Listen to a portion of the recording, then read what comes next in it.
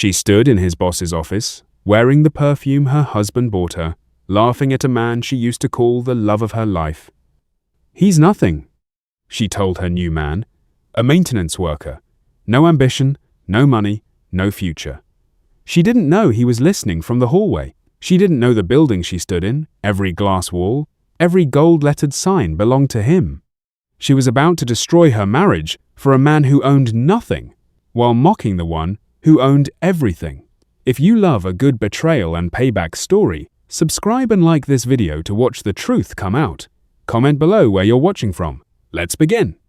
Derrick Rain had learned a long time ago that the truest test of a person's character wasn't how they treated you when you had something to offer, it was how they treated you when they believed you had nothing at all. That belief was the foundation of the life he was living now. To the outside world, to the tenants of the gleaming 40-story tower on 5th and Lyle, to the executives who rode the elevators in their tailored suits, and most of all to his own wife. Derrick Rain was nobody. He wore a grey polo with a faded collar and a laminated badge that read Main Tenants. He carried a ring of keys that opened supply closets and boiler rooms. He said, "Yes, sir," to men half as sharp as he was, and he did it every single day without flinching. Nobody knew that Derrick Rain was also the name engraved in gold on the lobby directory. Nobody connected the quiet man mopping the executive floor at 6 a.m.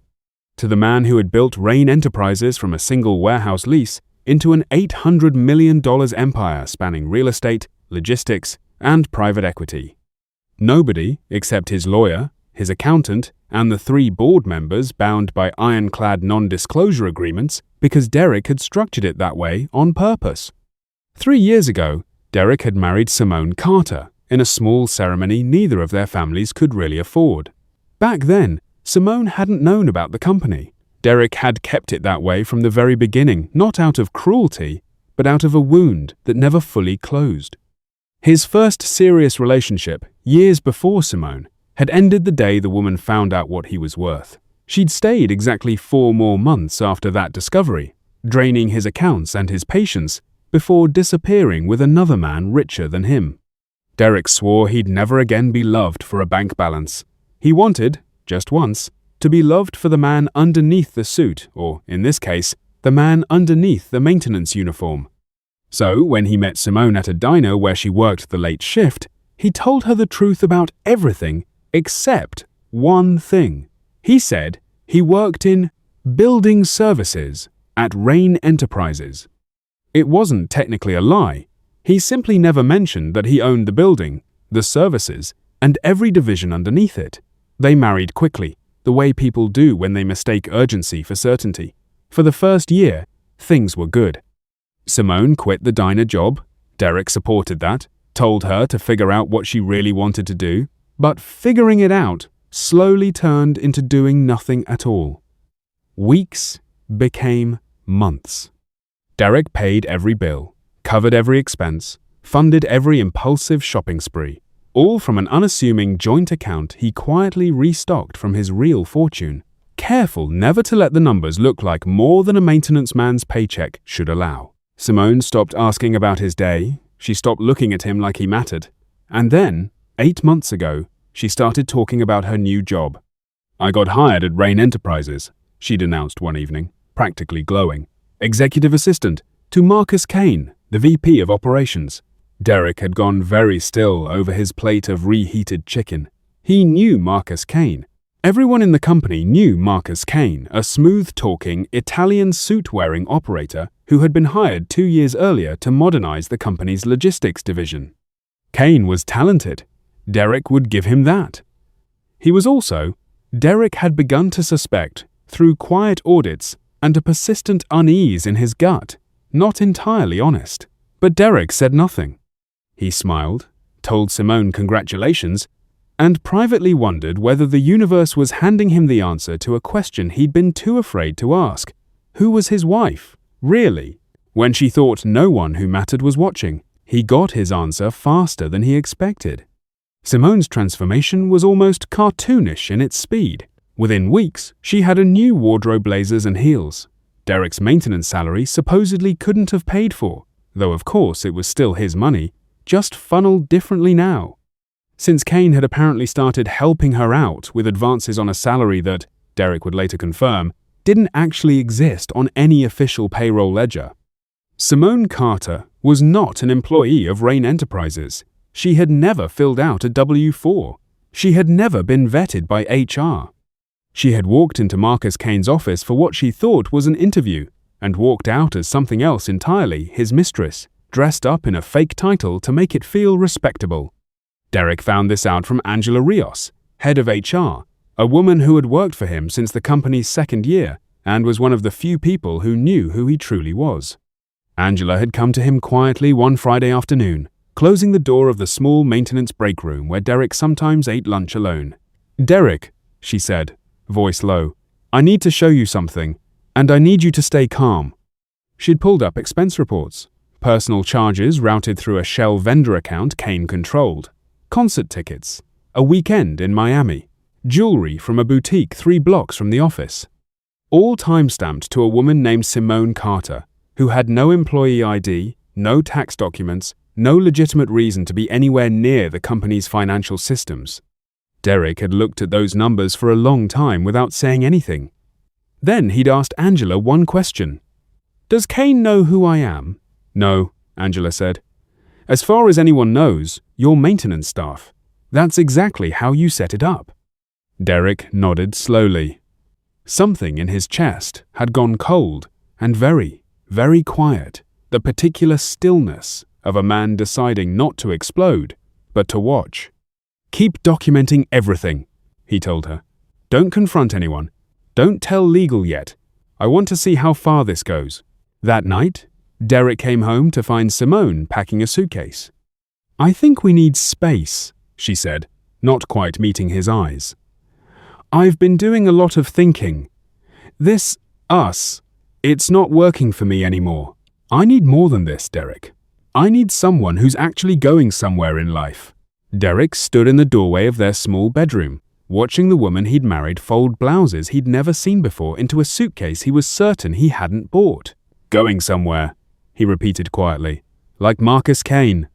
Simone's head snapped up, a flash of guilt crossing her face before hardening into something closer to defiance.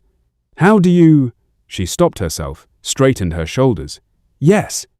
Like Marcus, he has ambition. He has a future. He's a vice president Derrick. Do you understand what that means? He's going to make partner-level money in 2 years. And you," she gestured at his uniform still creased from his shift, "you empty trash cans in his building. You'll be doing that when you're 60. I can't live like this anymore. I deserve better."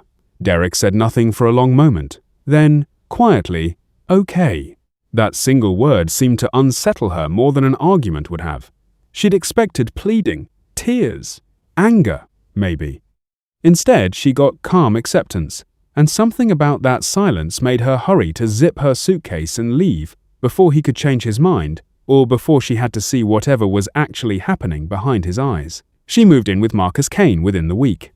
For the next several months, Derrick watched from the only vantage point available to a man who had made himself invisible, the shadows of his own company. He watched Simone strut through the lobby on Kane's arm during company events she had no business attending. Introduced to board members as Marcus's partner, never once glancing at the maintenance man refilling the paper towel dispenser 6 feet away.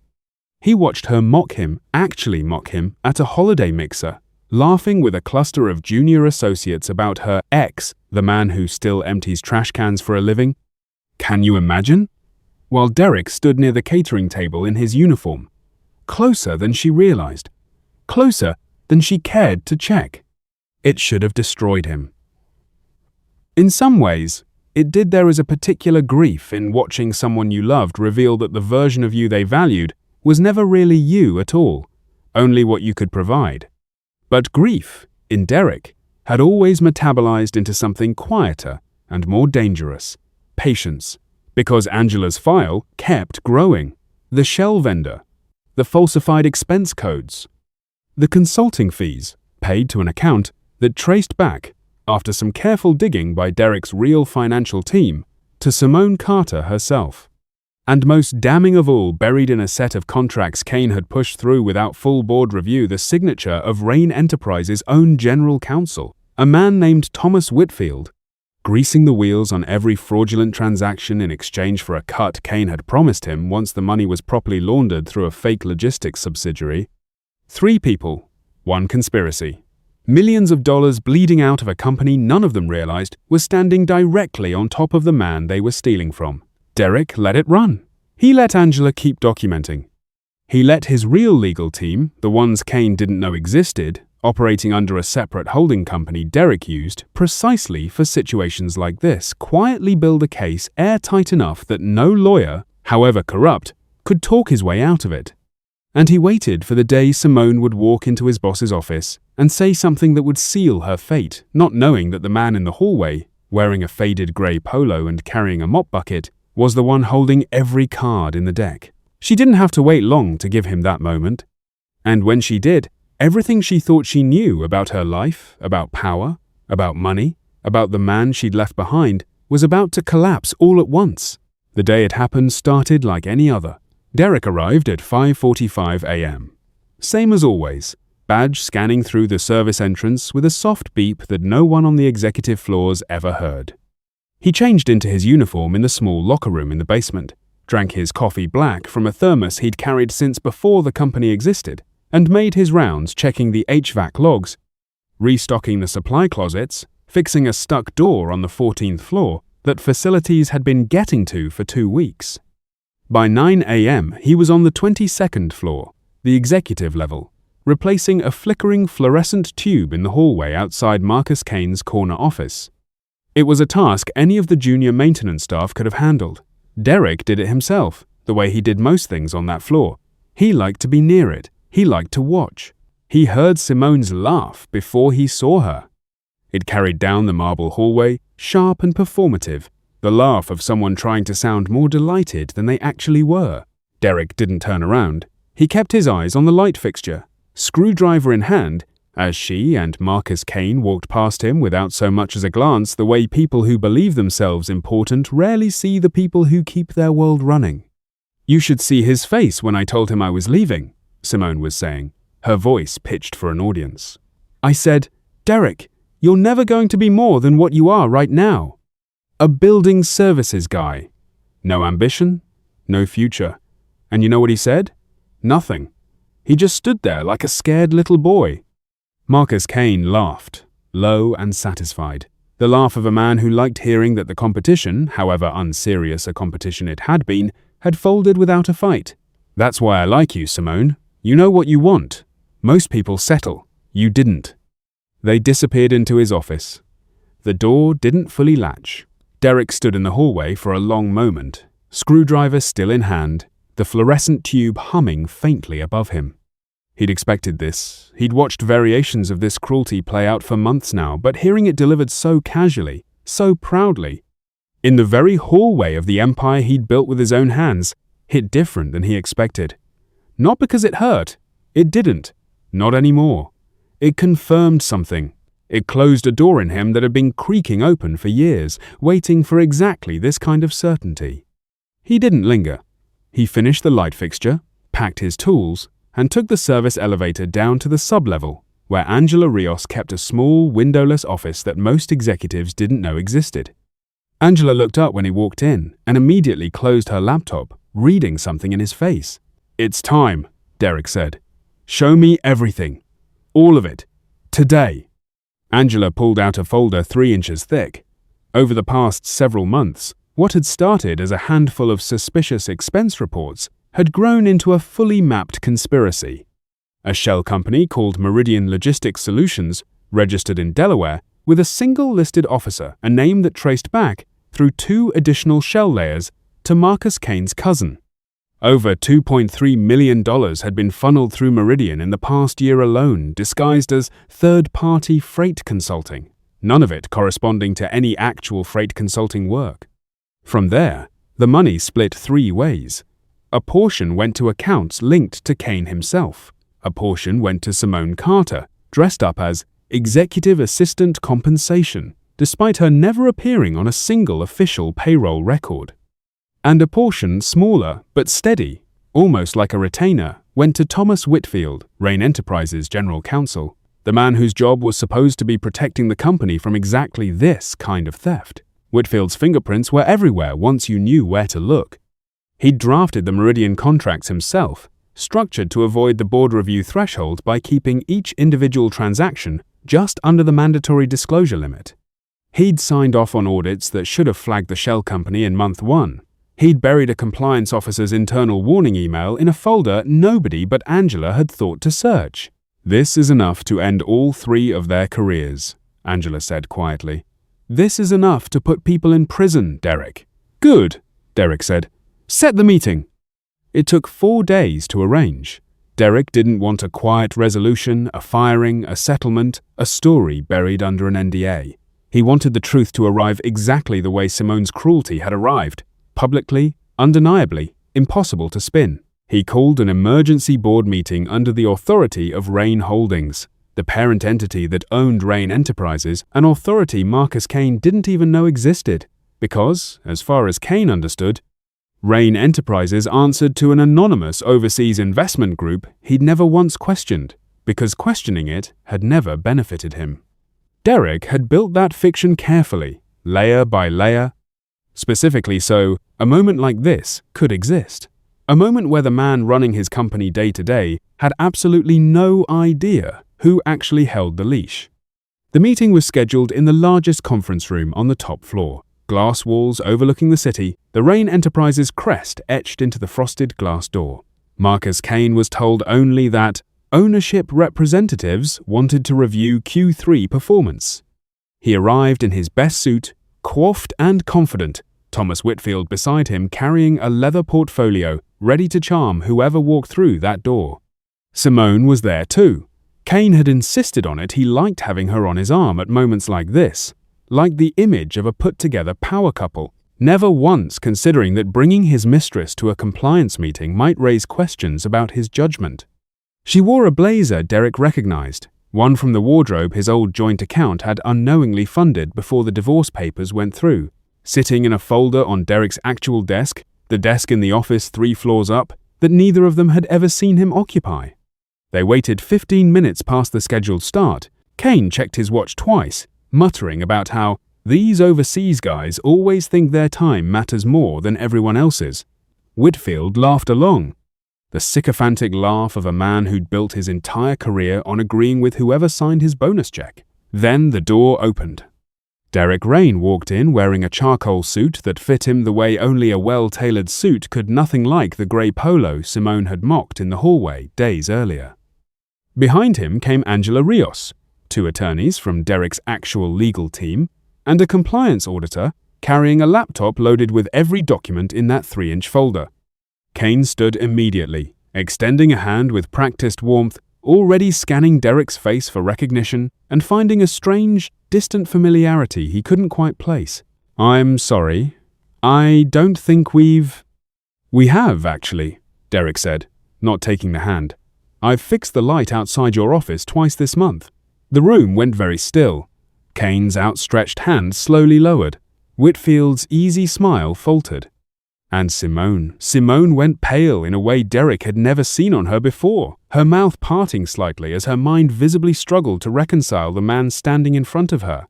The man in the tailored suit with the quiet, unshakable authority of someone who owned every square foot of the room, with the man she'd left folding laundry in their old apartment 8 months ago. "That's not," she started, voice thin. "That's not possible." "Derrick Rain," Derrick said, unbuttoning his jacket as he took the seat at the head of the table. The seat.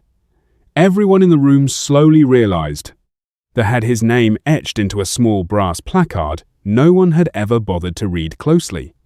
Founder and sole owner of Rain Enterprises and Rain Holdings, I believe you all thought you were answering to someone else. Marcus Kane sat down very slowly, the confidence draining out of his posture like water from a cracked glass. You work in maintenance." "I worked in maintenance," Derrick corrected, "for research purposes. It's remarkable what people show you when they think you're beneath noticing." His eyes moved, briefly, deliberately, to Simone. "Isn't that right?" Simone said nothing. She sat frozen, hands trembling slightly in her lap, the blazer she'd worn to feel powerful suddenly feeling like a costume 2 sizes too small. Derrick nodded to Angela, who opened her laptop and turned the screen toward the center of the table.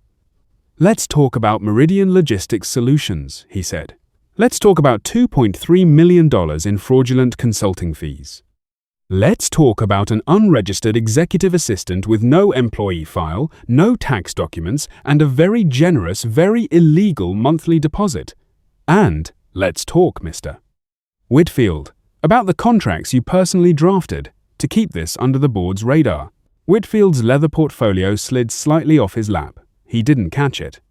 "This is I can explain," Kane started, but the words had no floor beneath them anymore.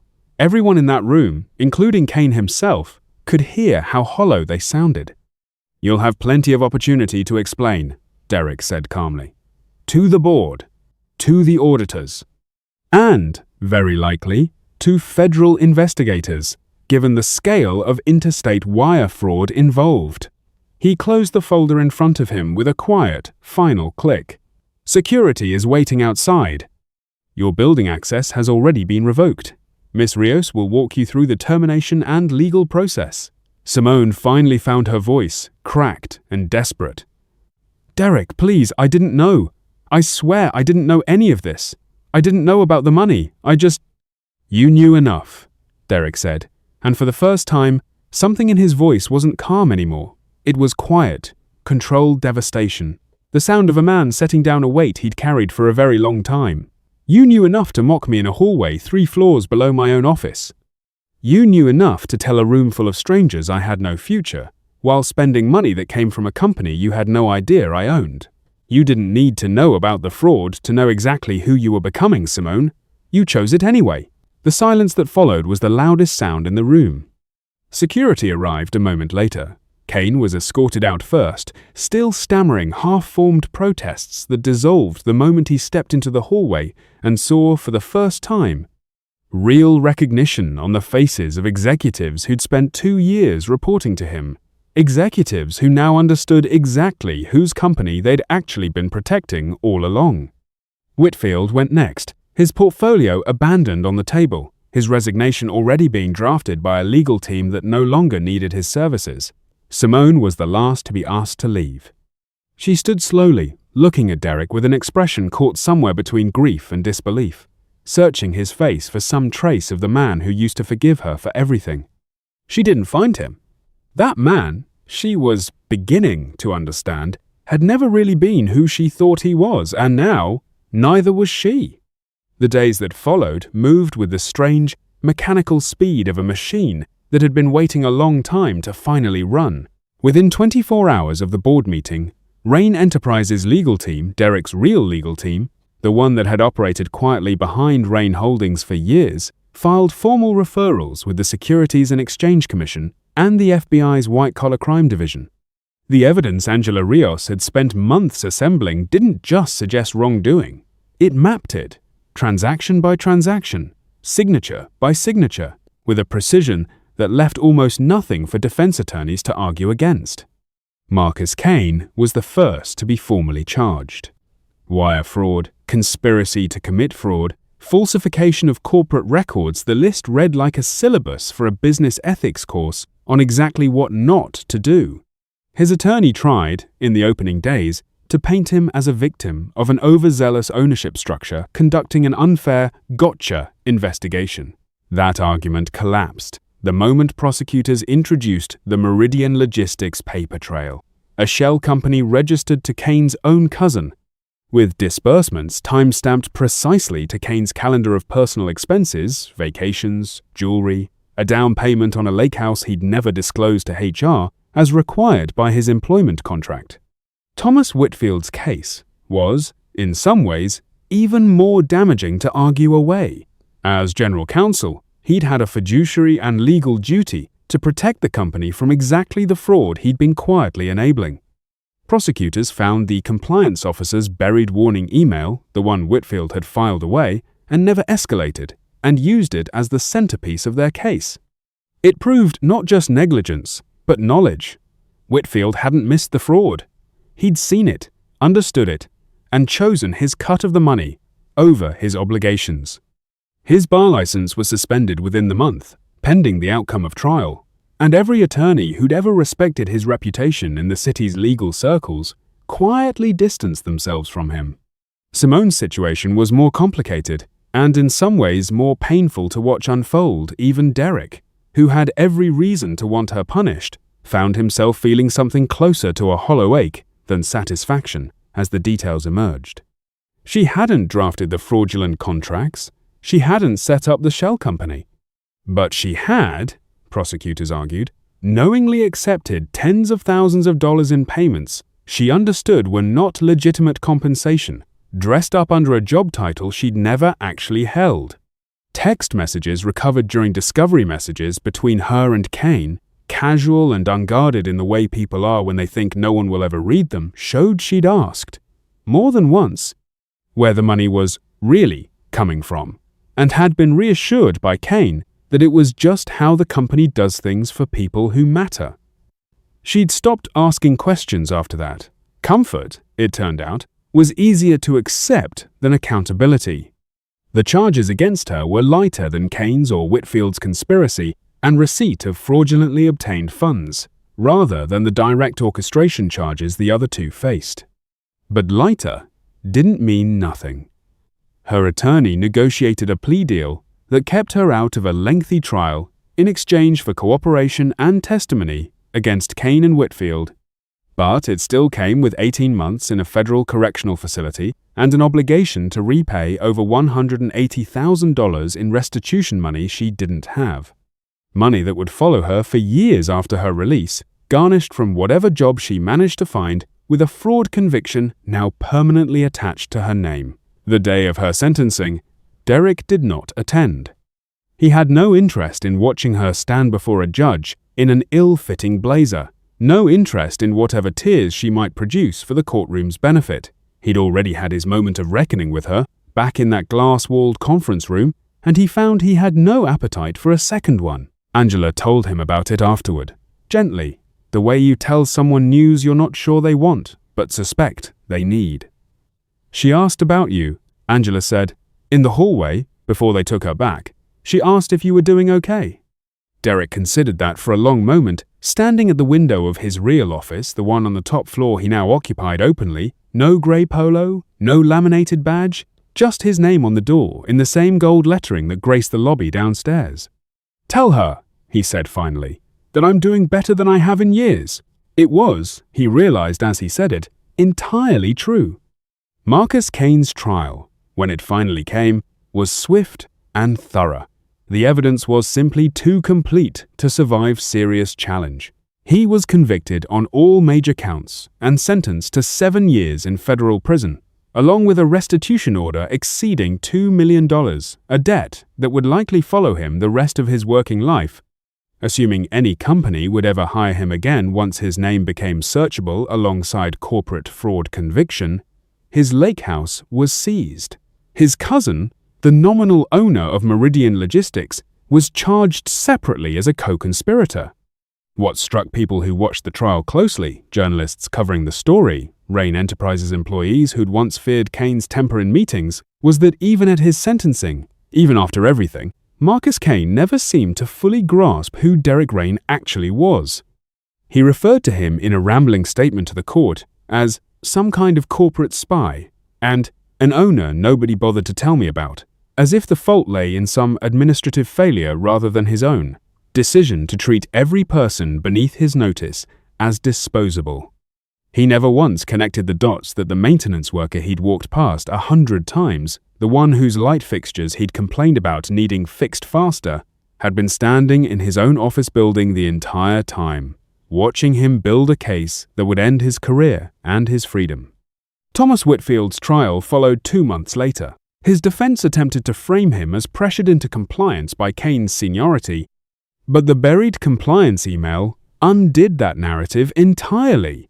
A general counsel who suppresses a direct warning about fraud isn't a man under pressure, he's a man making a choice.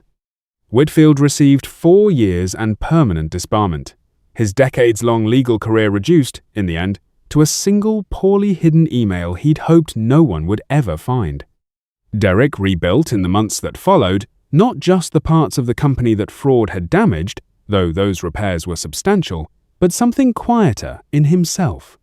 He installed real, transparent compliance structures, ones that didn't depend on an owner going undercover in a maintenance uniform to catch what should have been caught by process alone.